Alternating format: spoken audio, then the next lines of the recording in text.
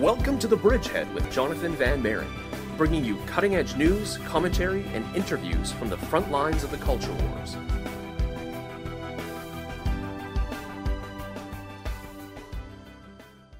Hello everyone, and welcome back to the Bridgehead on AM 530 at 1:30 p.m.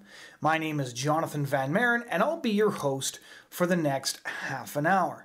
Now, of all the authors and ideas that I've discussed on this show, especially over the last couple of months, I know I've quoted one man more than most, and that man's name is Mark Steyn. He's by far my favorite commentator on culture in North America. He writes across the English-speaking world. He's published in Great Britain, he's published in Australia, he's published here in Canada, and he's published in the United States. And he's got a real knack for taking really small stories and using them as a microcosm to describe broader cultural issues that we're facing. And there's no issue that he doesn't touch. His first major book, I would say, was America Alone, The End of the World as We Know It. I actually interviewed him some time ago when he was on the speaking tour for that particular book. And that book was, of course, on the rise of Islam. And Mark Steyn took a look at demographics and the cold, hard numbers behind why Western civilization was declining. And one of those reasons, as he put forward in that book, was simply that Westerners were having far less children than Muslims were, and that, in many European countries, we were facing what he referred to as the upside-down family tree: 4 grandparents, 2 parents, 1 child.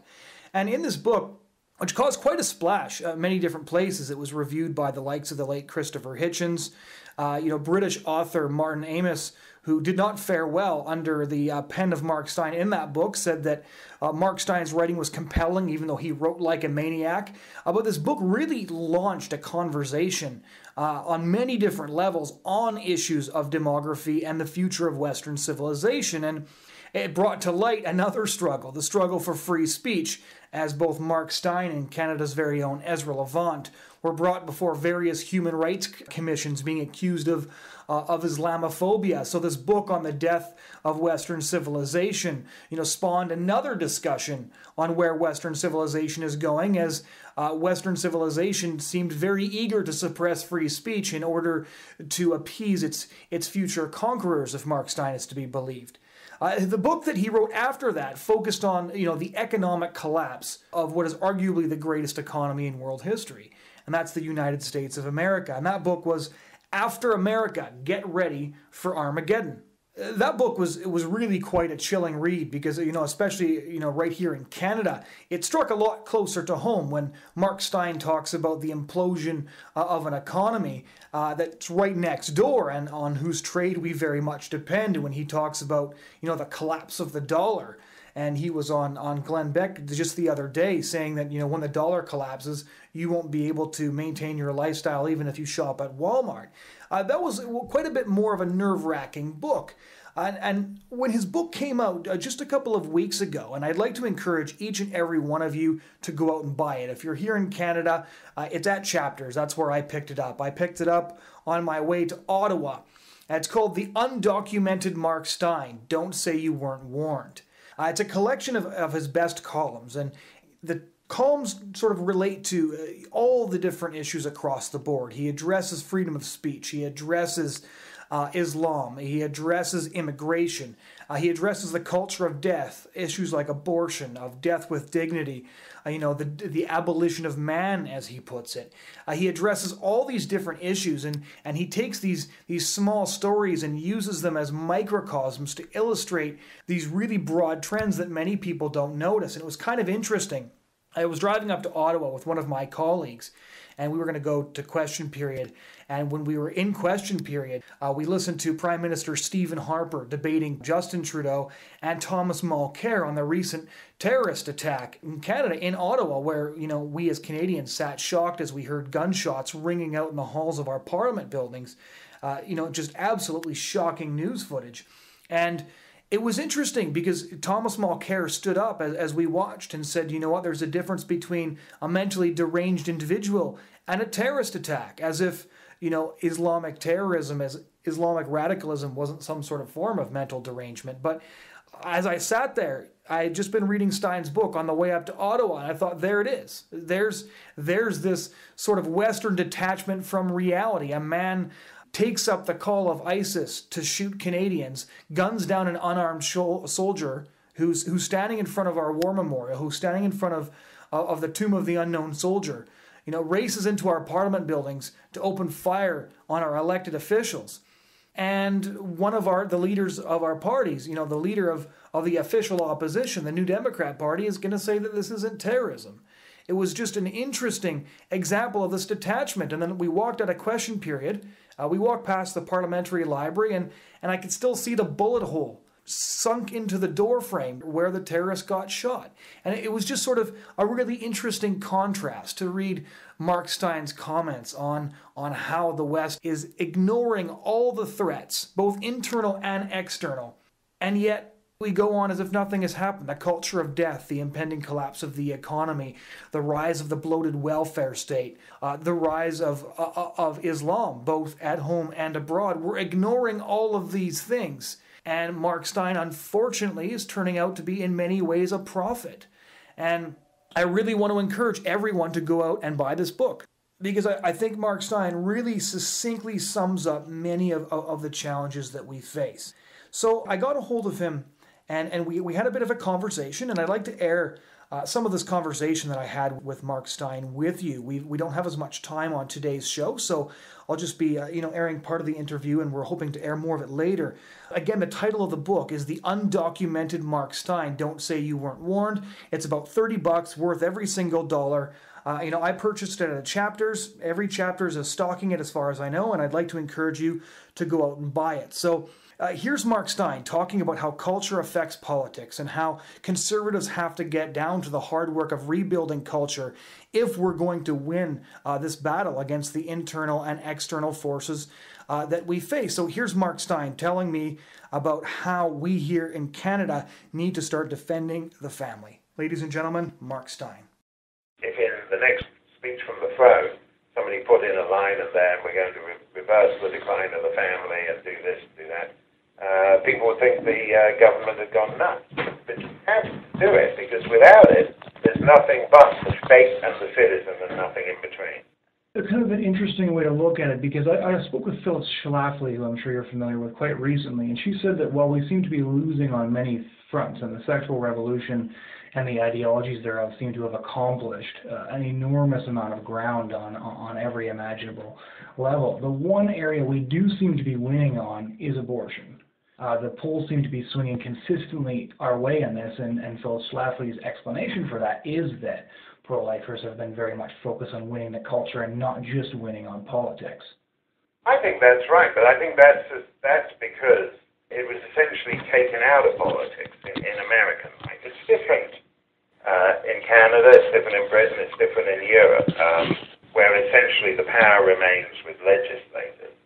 If the government of Sweden wanted to change the law on abortion, it could do so relatively easily. In America, ever since Roe v. Wade, it's basically been mortgaged to judges. It's a question about getting to 5 on the Supreme Court to overturn that. And so in a sense, the politicians are irrelevant to that. The abortion is an irrelevant matter in terms of who gets elected to this or that, except for the Democrats. Democrats use it to demagogue pro-life opponents. But Phyllis Schlafly is right to that degree that the technology, I think, as much as anything else, has enabled mothers to live with their babies from a far earlier stage. You get to see this little thing growing inside you, and you know it's human. And the left tells us that it isn't human, to the point where in America, shamefully, there are infanticide mills funded by taxpayers via Planned Parenthood, where these babies are 9-month-old babies are delivered except for the skull, and then just before the skull comes out, and it's obvious that it's a living human being, these so-called, quote, doctors, unquote, kill the thing. Infanticide mills, and it's a mark of great shame to America that it has that. And that is to be said against Phyllis Schlafly's optimism, because at the same time as the polls show increasing public movement away from abortion. The reality on the ground is that more and more fully grown babies are being slaughtered each year. And in fact, one of my concerns in the book is that a general culture of death can take hold. At the other end of the spectrum, the whole so-called death with dignity thing that's going on in Switzerland, where you have death tourism. People buy one-way flights to Switzerland for a glorious 2-week vacation, followed by the ultimate express checkout. In the Netherlands, they're thinking of building purpose-built hospitals for death. In Japan, I think one of the strongest pieces in the book is this weird thing about the number of young Japanese people who have never, and actually when I say young, I mean people up to early middle age who have never dated, who have never had an intimate human relationship. Right. In some ways, the Western world is atomizing. And it's not just about, functioning families, but it's also about a sort of move towards to self-contained human beings existing on a few electronic stimuli from their new toys, but actually incapable of forming human relationships. And that matches up with the Jian Ghomeshi story, if you'll indulge me for just a moment. You mentioned that, what's shocking about this story is that he's this generation's new beta male, or he's not just, one of the pedophiles from the BBC, but rather he's the kind of guy who tweets out sensitivity, but, punches a girl's lights out.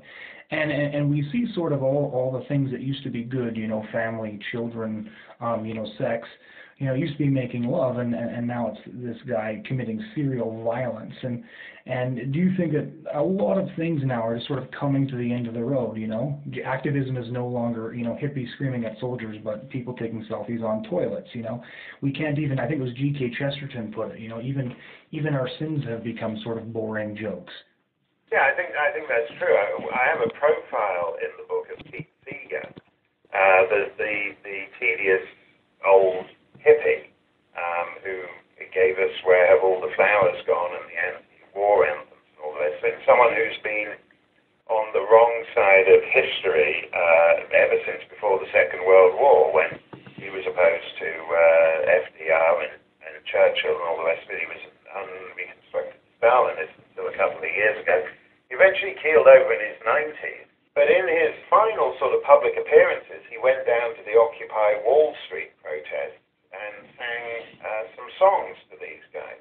Now, these were people who, again, they're supposed anarchists, but they're actually anarchists calling for the government to publicly fund their pointless 6-year college courses in transgender and colonialism studies. And so they're anarchists asking for more government handouts, which is a strangely... An irony, yes. And he sang all his, I think I've got some cheap gag in there that he, given their general malodorous, when he sang Where Have All the Flowers Gone, he should have sang Where Have All the Showers Gone.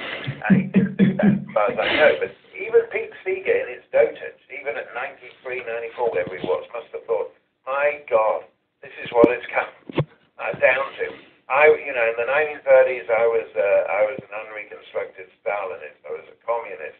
I opposed the Vietnam War. These people are defecating on police cars and calling for more government funding on their pointless college courses, so that instead of 6 years to do a worthless bachelor's degree, they can take 15 years to do a worthless bachelor's degree. And there is that sense, I think, of the whole sort of circling round the drain. That this particular model is just sort of chasing its tail down and down and down around the S-bend of the civilizational toilet. One final question. When I spoke with you last, you said that no one writes an apocalyptic tome thinking things might not change. And you said that when you wrote, the end of the world as we know it. You said that when you wrote Get Ready for Armageddon. With this book, it seems to be a collection of some of your funniest work, but also some of your, most doomsday predictions. Do you still have the same optimism of the happy warrior you had in your two previous books, or is this one more let's laugh while we can, but record gestures at the fall of Rome? Well, I don't want it to be like that. And I end with what I think is a profile of someone who had as tough a task as anyone, who did, William Wilberforce, not really for the obvious thing, which is slavery. Most people know he got slavery abolished throughout the British Empire, but more to do with the fact that he generally cleaned up London. He basically sparked what he called a reformation of manners. We're historically ignorant, so when all these people now calling transgender bathrooms and consensual punching the lights out of obliging women and all the rest of it, tend to still contrast it with the sort of uptight Victorian prudery. That's our reference point. You don't want to go back to that, do you? Mm-hmm. If you wake up tomorrow and you want to be a woman, you can be a woman. If you wake up tomorrow and decide that what is a healthy expression of your sexuality is to find some CBC intern and break her jaw, you can do that. That's a healthy expression. We don't want to be uptight Victorian prudes. There weren't any uptight Victorian prudes in pre-Victorian London. It was a debauched scene, and Wilberforce entirely reversed that to the point that we now think that nobody enjoyed any kind of different sex until 1963, as Philip Larkin wrote. And that's the difference that one man can make. And I am, to that extent, I still think all things are possible. But after what happened in Ottawa a couple of weeks ago, when poor Corporal Cirillo was shot at point-blank range, a lot of people thought I ought to have been gloating, because the things that I got dragged through the human rights process for, I wrote in America Alone that there was an issue with young men, including young Muslim converts. I wrote about a guy who was a white supremacist and in an English jail converted to Islam because he decided that what he liked more was not so much the white part, but the supremacist. And they said, well, you warned of this stuff and now it's come true, so you must be feeling pretty satisfied. Of course I'm not satisfied. Of course I'm not satisfied. A brave, decent, honourable young man who wanted to serve Queen and country is dead because some other young man infected by an appalling ideological virus decided to put a bullet in it. I'd much rather, instead of me being able to swank around Parliament saying, I told you guys this would happen, I would much rather in 2006 people had, and in 2001, on September the 12th, 2001, the people had addressed honestly the civilizational challenge we faced. But they didn't, and they didn't when my book came out, and they're still not doing it now. And it's absolutely, I can assure you, when I looked at those photographs of Corporal Cirillo posing with a California tourist on the weekend before he was shot dead, the last weekend of his life, and the poor guy didn't know that, when I saw the photos of his dogs waiting for him to come home, when I saw the photograph of his little boy and those Argyll and Sutherland Highlanders in the kilts carrying his coffin, the idea that it gives you any satisfaction to be right about that is appalling. I would much rather have been proved totally wrong, and all the great pansified eunuch men, the Gian Gameshi types, without, I hope, the same pathologies, who think that Islam is just part of the great diversity quilt and there's nothing to worry about. I wish those guys had been right, and my books looked ridiculous 8 years after the fact. But that's not the case, and it affords me no satisfaction that people are still not dealing with this honestly and addressing what's going on us. Well, hopefully your book is one big step towards people addressing things more honestly. I hope so, Jonathan, but this is a long struggle, and we're playing for the long game. Well, we are, and we're glad to have you in, Mr. Steyn. Thanks so much for being with us. Thanks a lot, Jonathan. All right, have a wonderful day. Ladies and gentlemen, you were listening to commentator and author Mark Steyn on his new book, The Undocumented Mark Steyn, Don't Say You Weren't Warned, available at bookstores everywhere. And I kind of want to end with what he ended with, because he used an example I often use when I'm talking about culture. When people say, all these things are so entrenched in our culture, abortion and euthanasia seems to be coming down the pipe, and what can we do to change culture? And I like to point towards William Wilberforce as well, and for precisely the same reasons that Mark Steyn does in his book on page 397, if memory serves. And What he does is he points out that the culture William Wilberforce was facing was not just a culture that endorsed the slave trade and supported the slave trade. It was a culture where brothels, that specialized in adolescent girls were opened near the Parliament buildings in downtown London and served the politicians. We're talking about an extraordinarily debauched culture that in almost every way was totally depraved and totally broken down. And people look at Wilberforce as the man who ended the slave trade, and of course he was that. But he also started over 70 other organizations. He confronted everything from the use of alcohol in the inner cities to strengthening education and literacy, to starting the first SPCA, to fighting the slave trade. He launched a full-scale reformation of manners. He attacked decadent culture wherever he found it and inspired people to do the same. So I'm hoping that after listening to this interview and listening to these commentaries and reading Mark Steyn's book, we can all get down to the hard work of reforming our culture and embarking in our own 21st century reformation of manners. Thanks so much for tuning in again this week. We hope you'll tune in again next week at 1:30 p.m. Thanks for listening. Have a great weekend.